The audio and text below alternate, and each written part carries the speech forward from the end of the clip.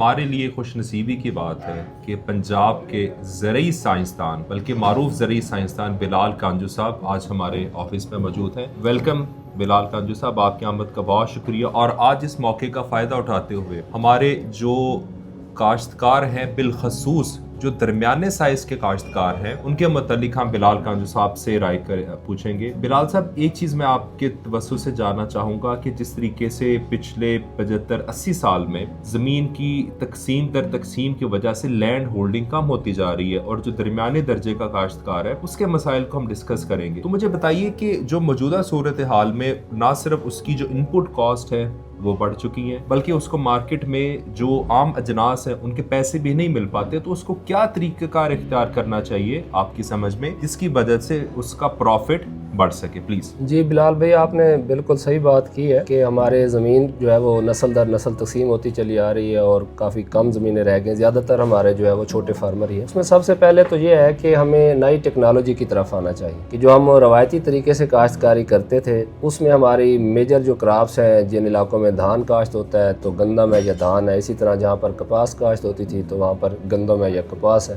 اب کچھ مکئی بھی آ گئی ہے, آلو بھی ہے, لیکن یہ وہ فصلات ہیں جن پر ہم 6 مہینے پوری محنت کرتے ہیں, پھر اس کے بعد مارکیٹ ڈیسائیڈ کرتی ہے کہ اس کا ریٹ ملنا ہے یا نہیں ملنا. تو آج کل جو دور ہے وہ ہے سمارٹ کاشتکاری کا. سمارٹ سے مراد یہ ہے کہ ہم نے ایک ایک دانہ فرٹیلائزر کا سوچ سمجھ کے استعمال کرنا ہے. ہم نے پانی استعمال کرتے ہوئے بھی یہ خیال رکھنا ہے کہ ہم اپنی آنے والی نسلوں کے لیے کتنے ریزرو چھوڑ رہے ہیں, اور ہم بلا وجہ تو پانی نہیں استعمال کر رہے, جتنی ضرورت ہے اتنا ہی فصل کو مہیا ہونا چاہیے. اس کے علاوہ جو ورائٹیز کی سلیکشن ہے, سیڈ کی سلیکشن ہے, اس میں بھی کافی ایڈوانسمنٹ آ گئی ہے. مختلف قسم کے ہائیبریڈز آ گئے ہیں مارکیٹ کے اندر, نئی نئی ورائٹیز آ گئی ہیں, تو ان کے بارے میں بھی آگاہی ہونی چاہیے. اور جو سب سے اہم میں سمجھتا ہوں کہ ہماری جو فیوچر جنریشن ہے, بے شک سمال لینڈ ہولڈنگ ہے, ہمارے کاشتکار جو ہے, جو بچہ پڑھ لکھ جاتا ہے اسے کاشتکاری سے اکثر دور کر لیتے ہیں, جو کہ سب سے بڑا فیکٹر ہے ہماری پروڈکشن کم ہونے میں. کہ ایک جو پڑھا لکھا ایجوکیٹڈ بندہ ہے, جب وہ کاشتکاری کرے گا تو وہ اسے ایز اے بزنس کرے گا, ٹائم پاس نہیں کرے گا. اب تک جو ہماری کاشتکاری تھی وہ جسٹ گھریلو ضروریات پوری کرنے کے لیے کرتے ہیں لوگ, لیکن اب وہ بندہ سروائیو نہیں کر سکتا جو کاشتکاری کو ایز اے بزنس ڈیل نہیں کرتا. کاشتکاری کو ایز اے بزنس کے طور پر ڈیل کرنا چاہیے, بچوں کو تعلیم دلوانی چاہیے.